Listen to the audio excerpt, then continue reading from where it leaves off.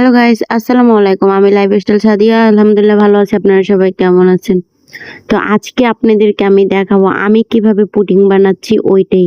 But কে কিভাবে বানায় সেটা আমার জানা নেই। বাট আমি একদম সিম্পল যেভাবে মানে বানিয়ে থাকি ওইটাই আমি আপনাদেরকে দেখাইলাম। তো ১ম এ আমি একটা ফ্রাই প্যানে দুধ করে নিছি। তো তারপর ওইটার সাথে কিন্তু আমি একটু গুঁড়া দুধ দিয়ে দিছি। গুঁড়ার দুধটা দিলে একটু মানে এটা ঘন হয় আর ফ্লেভারটা অনেক ভালো আসে।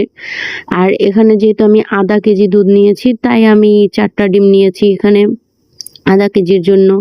তো এখানে ভাই আমি পুডিংটাকে প্রসেসিং করতেছি আর ওই পাশ থেকে আমার এক ভাবির পিচ্চি আছে, ও আমাকে প্রচুর জ্বালাইতেছে। বলতেছে ও নাকি লাড়বো-চাড়বো মানে যাই হোক ওরে দিলাম না। তো ওখানে আমি একটা ফ্রাই প্যানে ক্যারামেল করে রাখছিলাম। তো এখানে পরবর্তীতে আমি এই দুধটা ঠান্ডা করে মানে ফাটাইয়া তারপরে এটার সাথে মিক্স করে আমি ফ্রাই প্যানে দিয়ে একটু ছেঁকে নিয়েছি। কারণ যেহেতু গুঁড়া দুধ দিয়েছি, গুঁড়া দুধটা দিলে একটু হয়ে যায় যেন মানে ছানার মতন থাকে।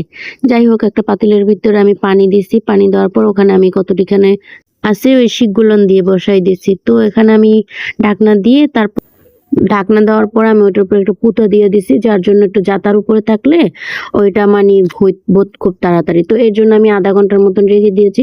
০.৫ ঘন্টা পরে আমি দেখতেছিলাম একটা শলার কাঠি দিয়ে ওইটা মানে আসেনি, ওইটা লাগেনি কিনি।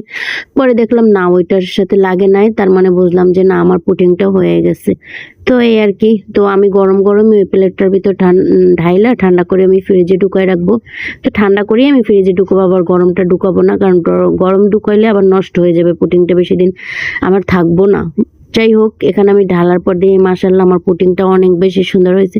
তো আপনারা অবশ্যই কমেন্ট বক্সে আমাকে বলবেন যে আমার পুডিংটা আসলে কেমন হয়েছে বা আমি কিভাবে বানাইলাম ওইটাই আপনার সাথে দেখাইলাম। বাট আপনারা কিভাবে বানান